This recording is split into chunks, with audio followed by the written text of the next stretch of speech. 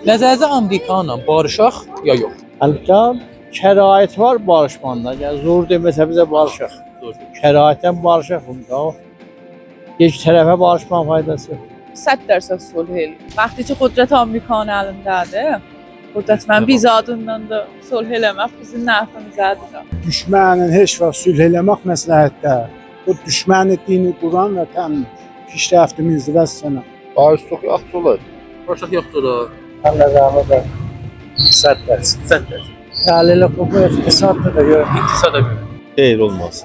Niyə xas bir dəlili var? Çünki savabiqlər bunu göstərdilər ki, Amerikanın üstünə hesab getmək olmaz. Nə mənə ki, onlar mövzəyə nişan veriblər, onun bərəksini ancam veriblər. Yəni qabil etimad bir məmləkət deyil. Az lazım texnoloji və fərhəng o millətin və qolu müşkülümüz yoxdur millətləri ilə. Bəzi dövlətləri qabil etimad deyil. Barışmasaq yaxşıdır. Barışmasaq yaxşıdır. Niyə?